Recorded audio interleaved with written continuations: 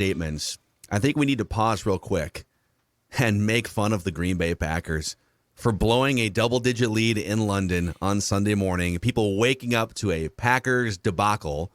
And courtesy of our friends now on 6:20 a.m. WTMJ in Milwaukee, Packer Event Line exists this morning. Go, Pack, go! I think this is an example of why coaching is so important in football. You have so many moving parts. You have so much that the head coach and the staff have to command. How did he get out-coached today? I'm trying to answer the question. You have can't so many unless things you that can back go it wrong up in a with a game. reason. You've got to adjust. You've got to What? adjust. You've got to make in-game adjustments. You've got to coach your What guys didn't up he adjust when they're to? struggling. What did he? The defensive back. If you'd shut up and let me finish. No, you can't say anything until you answer the question. Why and how was he out-coached? You can't tell me 20 ways a coach can get out-coached. How did he get out-coached?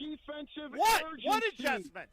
What adjustments? Just don't say adjustments. When they can't cover, you've got to move them around. Where's Rasul Douglas? Where is the blitz in this defense? Why can't they get any pressure consistently on a quarterback? Is Rashawn Gary the only one who can get to a quarterback? Just idiot Packer fans It's back. and just yelling at each other. Oh, it's so back. I love that. I mean, he probably did get out coached, right? But it is hilarious when people are like, he's getting out coached. Well, okay, that's a very broad brush to paint with. Yeah, he probably did get out coached. I love the "would you shut up and let me finish" line. Always quality. Oh man. You know what? You should, like, if you're going to bring callers onto your show, you should let the guy make his point. I don't know why he's just yelling at the guy. True. You know, be a little nicer once in a while to your callers. Okay, let's just deal with it. He's gone. It's going to be a very frustrating, bad, ugly season where they may or may not make the playoffs, and they're not going to have any hope of going deep. And that's just the way it's going to end. It's too bad, but sometimes stories don't end with a happy ending. This is not a good team. They're making the playoffs. Yeah, they're making the playoffs. Yeah, I agree. Really? Yeah. Yeah. I mean, when 9-8, Homer, will 9-8 make the playoffs? Because this is a team. I'm telling you, they're making the playoffs. Okay, how confident are you that the Packers are making the playoff? I think they're a playoff team too. Yeah, they should probably be a playoff. I mean, there's 7 teams that go now, right? Yeah. So it's going to be hard for them not to, I think. And by the way, let's congratulate him because he might be the greatest coach in the history of the world when it comes to motivation and speeches. But you know what? The Lions are still the Lions. Yeah. New England with a third-string quarterback, Biff something or so. I don't even know the guy's name. His name was Biff. Yes, Biff Zappa.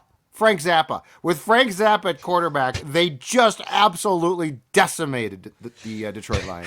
Yeah, I kind of secretly root for the Lions because I just feel terrible for them. Like, I don't want them to beat the Vikings, but I want it to work to some level. How do they not just like stumble into a 5-year stretch where, you know, like the Panthers are like they just fired Matt Rule today, and they're mostly just kind of an embarrassment. But then they wind up with Cam Newton for a few years, and they go 15-1, and they. Like, the Lions don't even do that. But doesn't it make you feel good in some ways that some things never change? Like, everything changes, right? But the Lions don't change. It's consistent. Yeah, the Bears don't really either. The Bears are just always looking for a new quarterback and a new coach. But then they will spike up and go to a Super Bowl at least. Yeah. The Lions, like, if they make the playoffs, it's a glorious celebration. And then, but the great thing is, you know, this is going to be different. Dan Campbell, this you guys don't understand. No, really, it's not. Yeah, he should be a linebackers coach, and that's fine. Like, maybe that's linebackers coach, assistant head coach, or something. Amen. All right. Back to Viking statements here on Mackey and Judd. Justin Jefferson is officially back, just like the offensive line is officially back. So, waking up this morning on this Victory Monday, Justin Jefferson leads the NFL in receiving yards. He is second behind only Cooper Kupp in receptions and second behind only Cooper Kupp in targets.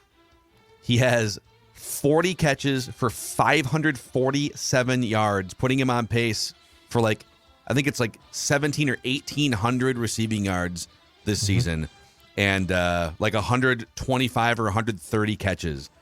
And what were we saying? Because he was he spent a large chunk of the season outside the top 10 in targets last year. I don't even know if he finished in the top 10 in targets. He may have, because they finally got up to speed at the end of the year. Yep. But the whole time this offseason, we've been saying he should be targeted as much as Cooper Kupp. And he's not quite yet because of the lull there in the 2 games. Yep. But the only receiver that is putting up comparable numbers to him is Cooper Kupp now, which means we're kind of back on track here featuring Justin Jefferson. And it doesn't feel forced. It doesn't feel like they're just jamming the ball to him when they shouldn't. It feels all within the flow of the offense. I mean, every catch he had yesterday was pretty much wide open and schemed. So when you look at a box score and it's like the guy has 11 catches on 11 targets, you're not forcing the ball to him, right? If it was 15 targets, 8 catches, I'd say, all right, they're doing something there and he's just not open. But he was open all day and they found him and it obviously worked. So Justin Jefferson back on track after a couple weird weeks earlier in the month. Yeah, and 10 catches on 10 targets in the first half, and then I think 3 targets and 2 catches in the second half. You know what? I do think that there's a conversation to be had, and I'm sure that the Vikings had this probably last night, is your third quarter stat, Phil, is it really just the fact that the Vikings don't score an intriguing one. And the Bears definitely had to and did make adjustments defensively to try to take away Jefferson starting in the third quarter. I guess my question is, what can the Vikings do beyond that then to say, okay, if you are going to do this to take Jefferson away, how can we pile on points again without him quickly? Right? Because, I mean, it's not like there's not guys to target. It's not like there's not talent there. So, you would hope that a team's focus on Jefferson, like what the Bears did starting in the second half on Sunday, would actually result in a plethora of points that are generated by different players. Yes. And that's sort of what they're not finding yet, or certainly didn't find on Sunday. Yeah, and I still think when they're I feel like the non-Jefferson targets still need to go more heavily toward your explosive players. So Thielen, KJ Osborne, and, Thielen is your second most targeted player. Irv Smith is your third most targeted player, but he only catches 56% of the targeted throws. He's not the most reliable guy. Yep. And you still have a lot of stuff to running backs, but some of those are designed screen passes that hit 50% of the time. I guess when you throw it to Jefferson, everything's great so far this season. When you're not throwing it to Jefferson, I'd like for them to figure out a way to be explosive, like you just said. Whether it's more KJ Osborne or more Adam Thielen, but to this point, they have done the right thing getting the ball to Justin Jefferson, for sure. All right, my statement is this, and it's still hard to get this for me to be consistent here, because I think there are going to be times that I still search for more. But my statement is, I need to accept what the chef is cooking. And the chef in this case, of course, is Dalvin Cook. Dalvin Cook had a very effective game on Sunday. 94 yards, rushing on 18 carries. That is 5.2 yards per carry, rush for 2 touchdowns. And then in the passing game, still not targeted a ton, targeted twice, caught both passes for 27 yards.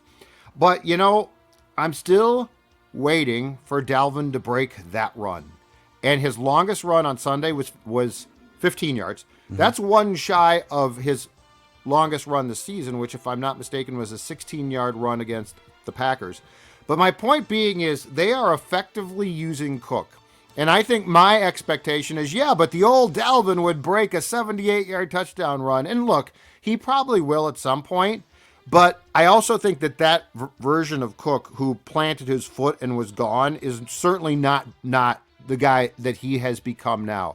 So I think this might be a me problem too, though, because I'm searching for that. And you know what? The guy had a good game on Sunday. It's just that it's more of it's a struggle because he's going to get yards and he's as strong as as hell. So he's going to battle for yards, but it's not going to be the pretty run where he breaks through, the guard and tackle, and now he's gone.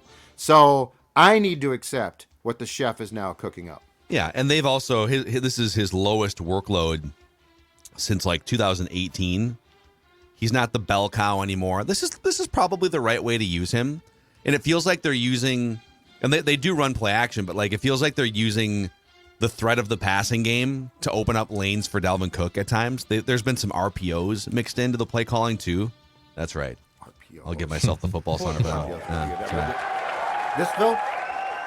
Run. That's right. Run. You never know. Yeah. You never know. Maybe Kirk will start running the ball. Oh. He did yesterday. Huge run on third down, right? That's great, man. Just slow motion. And he dove forward, which is the right thing to do in that situation. Oh, man. All right, Dex. All right, my next statement is I'm not going to panic yet about Greg Joseph. I'm not ready to panic here. So he's 1 of 5 from 50 plus. Last year was 7 of 9 from 50 plus. And yes, I think NFL kickers are becoming more, not automatic, but more consistent probably on 50-yard kicks than we think. But a 50-yard kick is still a pretty tall ask, in my opinion, for a kicker. From 49 yards in, he's been perfect. He's 7 of 7. He's hit all those kicks he should be hitting. In fact, if Greg Joseph can't prove that he can make 50-yard kicks consistently, I would recommend the Vikings offense keep the offense on the field for fourth down. So far, the Vikings have only gone for it on fourth down 4 times this year. Meanwhile, opponents are choosing to go on fourth down against the Vikings a lot. Opponents have gone against the Vikings defense on fourth down 10 times. They have converted 6 of those fourth down conversions into new downs. So I would actually look at this as kind of maybe a learning opportunity too for Kevin O'Connell of, all right, if my kicker's not going to be as automatic as we think from 50 yards out, and it's a 4th and 3, let's keep the offense on the field. Let's keep marching down the field. And last thing, let's just close the doors at US Bank Stadium. Can we close the doors now? Like we clearly have these doors open. Is he missing on that side? I don't think it was a thing yesterday. No, that was the blocked one. The miss came on the opposite side. But still, why are we adding extra wind into an indoor stadium? I don't think it's necessary. But you know what, dude, make the kicks, and the whole thing. I mean, just make the kicks. I'm with you. Like I'm not panicked, but I am. But to go back to what I said on PD, I think O'Connell has a decision to make here, because there is certainly, when you're going to attempt a 52-yard field goal, if there's any concern or confidence concerns, right? There's definitely a case to be made if it's like 4th and 2, going for it. Yes. Like that might be where he needs to change. And I don't think that we're going to criticize him if he says, you know what, I'm going to start to at least go for it more. I think that there is a very good case to be made that should probably be the first move. I feel like kickers are just becoming crazy good in the NFL. I mean, ridiculous, dude. It's ridiculous. It wasn't. I'm not that old, man. Like, no, actually, you're getting older. I'm getting older, but I'm still in my 30s. Yeah, I know, but you're and I remember when 50-yard field goals were, oh man, this is kind of a gamble. They're going to try a 51-yard field goal. Oh yeah. And now, so far this year, NFL kickers are making, let me see here. Pro Football Reference, thanks for the source here. 73% make rate on 50-yard field goals this year. Yep. That's nuts. Yep. And that includes some 60s out. There's been a bunch of, like, not a bunch, but we've seen some 60-yarders attempted, and that's in that 50-plus bin. So, yep. You got that's so the league average right now is 73% make rate on 50-yard field goals. And it's such a small sample with Greg Joseph. And I do think he's going to get hot at some point, but it just kind of shows you how great kickers are in today's game. The block in the third quarter on a 51-yard attempt by Joseph came on a 4th and 10 at the Bears 33. Should you consider trying to get the 10 yards? And I'm asking. I'm not passing judgment here. That's a lot, man. Yep, I agree. I'm fine with the field goal.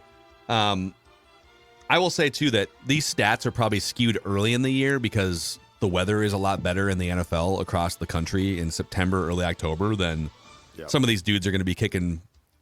Buffalo in the wind, New England in the wind, Chicago, frigid conditions. The ball doesn't travel as far.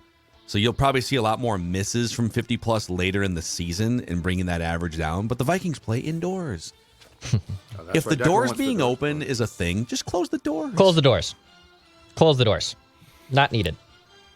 We're in an indoor stadium. If we're going to embrace personally, I still think we're Minnesota. I kind of want to play outdoor football. But if we're going to do the indoor thing, what are we opening the doors for? What are we opening the doors? Now, the first game that he's scuffled a little bit a few weeks back, I think it was against the Lions. If I'm not mistaken, it was super windy outside that day. Yes. I don't think yesterday was too bad, right, Dex?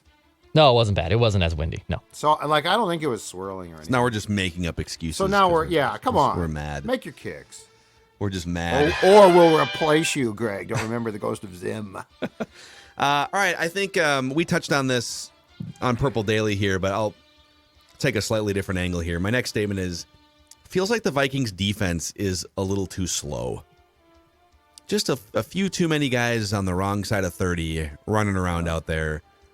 You know, Patrick Peterson, there was a couple just big chunk plays where it looked like linebackers weren't getting to where they needed to be on time. And the Vikings did run Brian Asamoah out there for a handful of snaps. Really too few snaps to know whether he knows what he's doing in a regular season NFL game for the first time. Mm-hmm. But I am curious, the fact that they put him out there on defense for a few snaps, does that open the door for them to inject more speed? Now, you know, would I rather have a player who's a step or two slower but knows where he's supposed to be over a player that is fast but can't process, game speed as a rookie? Yep. Yes, I'd rather give me the player that knows where he's supposed to be. But it's something to watch. Like they just, with Peterson and even Harrison Smith and the two starting middle linebackers, even like Danielle Hunter, Zadarius Smith are guys to keep an eye on. Those guys aren't necessarily old, but they're coming off injuries and stuff. Just feels like they're a step or two slow. And the scheme might be a problem too. Not like Ed Donatell's scheme has produced a bunch of, top 3, top 5 defenses over the years, but I just watch the Vikings defense and think, it's a bunch of cinder block footed players trying to catch up to young, fast guys on offense. Yeah, and I can't decide off of that point, is this largely a scheme problem with personnel that doesn't fit? Is it aging personnel where they're sort of trying to force things to fit? I'd love to hear a breakdown from a defensive player about what they see here. Because it's not, I mean, you certainly see the faults, but I guess my question is the why. What's the problem here? Is if you were to, and I'm not suggesting this, okay? But if you were to fire Donatell today and bring in a guy who runs the same scheme but might adjust more, does that fix things? Is Kendricks and Hicks slowed down? The interesting thing on Hicks, who, again, I think he's a great guy, great locker room guy.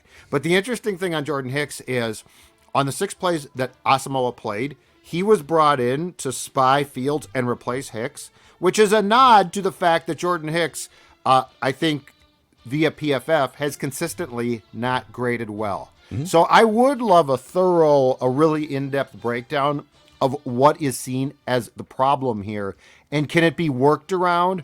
Because when you play good teams, really good teams, this is going to be a problem if it's not at least addressed. Yeah. It's not going away. Yeah. The Bears will help you a little bit. That little beer belly that some of these listeners have isn't going to go away on its own either. You might need a guided plan or a hand to help you lose weight. And that would come from our friends on this show at Livia Weight Control Centers. And yes, I said weight control. I didn't say diet. This is not a fad. This is not a quick fix. This is weight loss followed by a journey in which you maintain that loss. I am down 40 pounds. Dawn joined. She's down 16 plus pounds. Look, ladies and gentlemen, this works. And if you have clothes where you say, you know what, I've kept those clothes for all these years because I'm going to lose weight. Well, now is the time. If you join now, first 8 weeks for free. Yes, 8 weeks for free. Imagine all of the weight loss that can occur within 8 weeks, and that's going to be for free. The Flex program, which has just been introduced, fruit, pasta, and even bread. And so you don't have to put your lifestyle on hold. What you do want to do is shed that weight. 855-GO-LIVIA. Livia, LIVEA.com. It is your ticket to weight loss. The new, better you, Livia.com. All right. Are we back to Judd here? I think we're back to Judd here. Okay. Yeah. Judd. Okay. Okay. All right. I'm going to also explore with a statement the defensive side of the ball. And my statement is going to be, and again, I would love a thorough breakdown here because I think there's a lot to be seen. But I'm going to go with this one. Danielle, it's not your fault. It's not your fault. Danielle Hunter, I am going to continue. So I do think that Phil, to your point, there is attrition here. Like I do think that Hicks, Kendricks, Harrison Smith, perhaps, I don't know. But I am not trying to say that there are not guys on this defense who are once very, very good now who are aging out a bit. I don't think, and I will stand by this until I am proven 1,000% wrong, that Danielle Hunter is one of those guys. He had a sack. He certainly seemed to show up more in the game on Sunday than he had since he had going into that game. His only quarterback hit and sack in week 1 against the Packers, which to me is just incredible. But we saw him yesterday at times in zone blitzes being dropped back into coverage, which, look, if this was working great, I'd be like, oh, wrinkle. I like the wrinkle. But the reality is you aren't getting the best from him, and he is a Pro Bowl player when he's going well on a week-to-week basis. And yes, he's coming back from being hurt, but I will point to last year when he was coming back from neck surgery, missing an entire year, and before he got hurt again, was playing really well. And to me, a neck/back is as bad as it can get, and he was playing well. So the Danielle Hunter conundrum to me and why he's not flashing more and why I'm seeing him in a defensive scheme in which he's not being maximized, dropping back into coverage at times. It's not that much. It was like once yesterday. But color me confused at times as to why there's not being more done to get maximum production from a guy who, when he's going well, can control a game. Yeah, this is a classic thing that you would look to fix during the self-scout week, right? So that's what I'm the most curious about now is, and he was off the field for 10 plays on defense. Yeah, in fact, in some very key situations, the second tier on the depth chart, defensive ends are in now. Like Patrick Jones came in for 10 snaps, I think, to spell Hunter. Well, and I get that sometimes situationally, but at times when they do it, it's sort of head scratching. Mm-hmm. So, and Za'Darius was out for 13 total plays, and again, it's like, yeah, do I want these guys to get breathers? Of course, I don't need them out there all, but they didn't play a lot of snaps. They only played like 50 total defensive snaps in that game. The Vikings had like 25 or 30 more snaps on offense than the Bears did. Right. So I guess I'm posing way more questions than I have answers to here. It's just there's got to be more to Danielle Hunter's game here. He's not 50 years old. He's been banged up a little bit, but there's got to be more to unlock here. And maybe, I don't know if they figured out this week against the Dolphins, but can they figure it out during the bye week for the second part of the season? Ideally. It's kind of nice to know, too, that you're 4-1 and your defense is kind of bending, not breaking as much. And there's more levels to both the offense and the defense to tap into, and they're off to a hot start, wins and losses. I feel like it is on the coaching staff to get more from him. Hand in the dirt. Got to get that hand in the dirt again. Unleash him. Just unleash him. He's having trouble getting leverage. All right, Declan. Another statement from me. The Vikings might have a new top cornerback. So Cam Dantzler had back-to-back 2 of his best games of his 3-year NFL career in his last 2 games against the Saints and Bears. Mm-hmm. His PFF grade is now 74.4. That puts him as the number 15th cornerback in all of the NFL through the first 5 games. Yeah. So Cam Dantzler, obviously he made the game clinching play, stripping Amir Smith-Marset of the play that basically sealed the win for the Vikings. But he's also turning into a pretty damn good cornerback. And there's been some, I think maybe questions about his off the field things. He got in the doghouse with Zimmer. He was like inactive last year to start the season. He was benched, I believe, in the Eagles game this year, even at a point. But he's, I think, turning a corner here, and the Vikings might actually have a legitimate cornerback option. They had, obviously, Rhodes closed in 2017, and they had solid cornerbacks like Trey Waynes, too. But Cam Dantzler actually might turn into be a pretty damn good cornerback for them, the 15th rated cornerback by Pro Football Focus through 5 games. Everyone laughed. You all laughed at old Macadac when he put Cam Dantzler in the top 10 current Vikings. He did get you benched. Can't do that. He did get benched in week 2. Yeah, well, some coaches make mistakes too, Judd. I love it. I love you coming after KOC staff. Coaches make mistakes too. Yeah, maybe he's kind of a pain in the ass behind the scenes, but the dude makes plays. And he got a game ball last night. He did. I've got a PFF grade question, Phil. Mm-hmm. Can you give me how Peterson, Dantzler, and then nickel corner Shannon Sullivan are grading out for the season? Yeah. Yeah. Hold on. Yeah. Just give me a second here. More importantly, here. You give me a second. I just need some elevator music here. With the flag. Then I gotta Victory get the flag. Monday. I gotta go to the basement and get the flag. Stella, give me the flag. Thank you. Good job, assistant. Yes, I'll get you some Nutrisource. Okay. All right. Here we go. So overall defensive grade for who are you looking at? You're looking for Chandon Sullivan. Corners. Yep, and Dantzler and Patrick Peterson. All right, I don't have it in context. I only have in context among the Vikings players. I don't have it in context among all cornerbacks. I can get that later. So among the starting defensive players for the Vikings, Chandon Sullivan is the second worst graded player. Had a feeling. Patrick Peterson is basically right in the middle. Okay. Fair. And then Dantzler. Cam Dantzler is one of the highest graded players on the team. Okay. Which I think makes sense.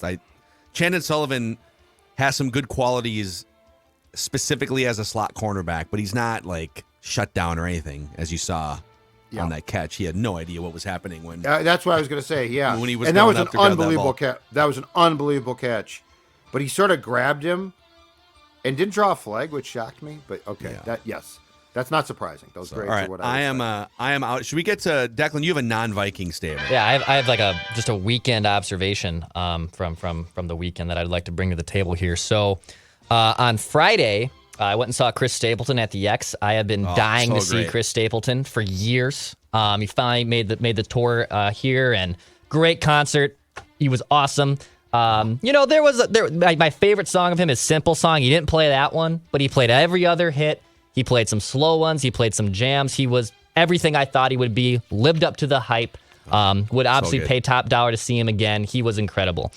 I take an issue with what happened, though, in one of the opening acts. So he had two opening acts. I won't specify which one, because then you'll just figure out who it is, but you can deduct by process elimination. Okay. So the act that was out there, we arrived right at probably in the middle of that set, and we got seated and grabbed a drink or two, and we were on the floor, but we were about 25 rows back. There was a standing room pit of the floor. Yeah. Then there was a sound pit of their engineers, and then there was rows of seating on the floor at the X. So we were in that second tier of the floor. So, but still I don't know, a couple 100 feet from Stapleton, could still see him pretty good. So we get down and we get seated, and this set is finishing up.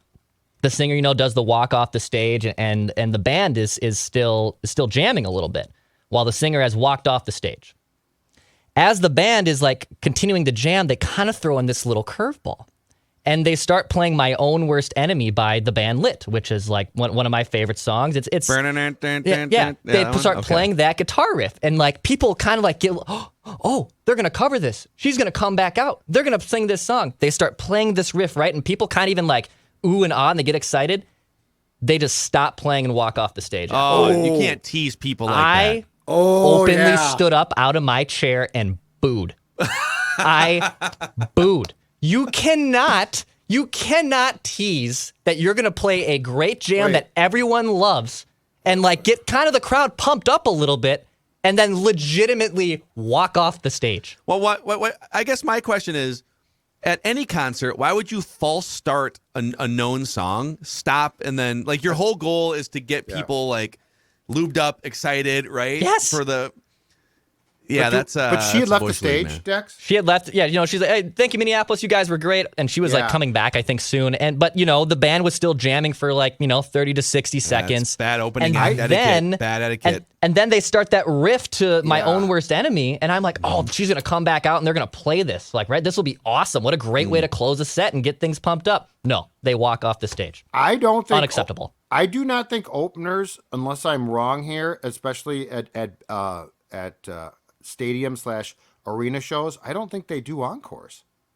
They typically don't. No, not they don't. supposed to. Generally not supposed to. Like once she left, dude, I think that was it. Like it depends. If it's like a Target Field concert and Jason Aldean is opening for Kenny Chesney, Jason Aldean might do 3 encore songs. Right, but this is not that. I'm going to add one more opening act pet peeve here too, and I know why they don't do this, but because they want to tell you that the concert starts at 7, so that you get in the doors and you buy beer and stuff. So I know what you're doing here. I want to know what time the real concert starts. Yes. Is it 8:30? Is it 10? Yes. I want to know, but I get why they don't tell you because they want you to be there from 7 till 11 or midnight or whatever it's going to be. But you know what? I don't know if I want to sit there for like an hour and a half and listen to stuff that I am there to listen to Chris Stapleton. And if he's going to start at 9, I would like to know that so I can show up around 8:45. You guys are so old. Get a drink. You guys are so old. Now, I believe First Avenue... Take a nap at like 7:30. I believe First Avenue does give you times because it's a concert hall. Mm-hmm. But you're saying like big shows. They're just like the big show where the show starts at 7. Yeah. Let me know what time the Spice Girls are going to be on. Let me know what time the Backstreet Boys are going to. Really, really want. I wanna. Let me know what time Nick Lachey is going to be up on stage. Shit, Nick Lachey. What an unfortunate time period in American history that was. Dude, actually, real quick, funny story. So, 98 Degrees is that band, right? Yep. Yes. Yep. And who was there was a guy in that group that I was like, kind of like sort of friends with for a little while, like through a mutual connection, like 10 years ago. Really? Hold on, let me find the name of the band. Yeah, just stick with me for this. Jeff Timmons. Timmons. Okay. So I had Jeff Timmons on a podcast I did like 10 years ago. We had a couple mutual friends and we hung out like 3 times, whatever. But this is like probably 2014. So we're talking like 15 years after 98 Degrees was like peak popular. And so I go to brunch at, I think it was the Free House in the North Loop with a buddy and Jeff Timmons. And we're just like getting brunch on a Saturday at the Free House. I kid you not. 4 different women walked up to our table while we were getting lunch to sheepishly ask, I'm sorry to interrupt you guys. Jeff, I am a huge fan. Can I get a picture? 15 years later, like the third guy in 98 degrees. Still like, and the women are all like in their 30s now, but when they were 17, they had his poster, his shirtless poster, I'm sure. Oh, yeah. I was just waiting for someone to come up and say, oh, are you Mackie from the Royce and Mackie show? Yeah. I am a huge fan. Will you sign a body part? Oh, my God. No, didn't quite happen. I had no problem with that. That's but yeah, I mean, it was a great show. I just I wasn't even cocktailed up at that point. Like, it'd be one thing if I booed because I had like 3 or 4 more beers than I should have had, but I was so upset. And Don't false start it. Yep. It was such a party foul. You know what, though? At a show like that, the opening act, just leave the stage. Like, I don't stick around. You're not big enough to stick around. Put your guitars, the drum sticks, put them down. Get the hell off the stage. Yeah. Like, that's the thing is, because she probably did the right thing, right? Like, she's done. She walks off. Yeah. The bozos stuck around. Just get off the stage. You're not the main act here. They might need it sounds like they might need some help navigating their business, which is what Federated Insurance has been doing for over 100 years. Based in Owatonna, Minnesota, they're all about risk management. They're basically like having a great offensive line for your quarterback, which is, I guess, you, the business owner. They measure their success by the success of your business. So find out how you can tap into the resources and years of expertise that Federated provides over at federatedinsurance.com, where it's our business to protect yours. All right, you guys got a Royce Unchained episode coming later today. We also, starting this week, next week, we got Wild and Wolves heating up. Wolves looked incredible again last night. Wild. This is awesome. So check out Judd's Hockey Show. Check out Flagrant Howls. And you can find those on the Mackie and Judd podcast feed. They have their own podcast feeds also, and the SKOR North YouTube channel as we gear up for our winter sports teams. We have been bitching about the Twins via text thread over the last few days still, but we're probably not going to subject you guys to that unless you really, really want it at some point this offseason. But we're kind of done talking Twins for now on the show, unless there's like a mass of people that want us to just like tee off on them in an episode at some point. Can I give a quick thought here? Just a quick idea that I have thought of, but I don't think I've run past you two. Would it be worth seeing if our viewers / listeners want to do at some point in time like just one Twins vent line? Yeah, and just bring people on. And bring people on, because I feel like we've just complained and we get nice notes about, yeah, that's how I feel too. Yeah. But like a town hall, just hey, you know what? We're sick of this. You're sick of it, but we have not given you the opportunity to vent. I think if we do it as like a separate thing, so that if that's what I'm saying, if only 15 people really want to do it, it doesn't take away from the main show that we're. It would be a bonus show. Yeah, but I'm just saying, I feel like we should allow people to vent because we have done it continually, and I'm almost tired of myself venting about the Twins. Yeah, I would. Or say, I am tired. Let's wait for the Let's wait for the Carlos. Should we wait for the Carlos Correa opt out in a month, or do you want to do it? I think when people want to do it, we can do it. Like let's do it in a month when he opts out. Okay. If people don't want to, that's fine too. We just beg that idea. I think we need like a trigger point. There needs to be something needs to happen to like get the Twins, something happened again. Sure. So yeah. Okay, we'll workshop that. I was watching your M's play on Saturday. And I'm like, my this is M's so now. Glorious. I might adopt them. Your M's. Well, I don't blame you, but I mean, what a glorious 2 days, Friday and Saturday. Was phenomenal. I remembered why I loved baseball. It was fun. Yeah, I was in a sports bar in Seattle when they completed that comeback. It's the most like joyous. There was a guy with a trombone playing in the bar. It's awesome. It was pretty amazing. Twins fans, Vikings fans deserve that type of joy at some point. So, all right, we're going to take off here. You can catch all of our Vikings discussions over on Purple Daily and the Purple Daily YouTube channel, Vent Line from yesterday too, which was great stuff. And we'll see you guys tomorrow on Mackie and Judd.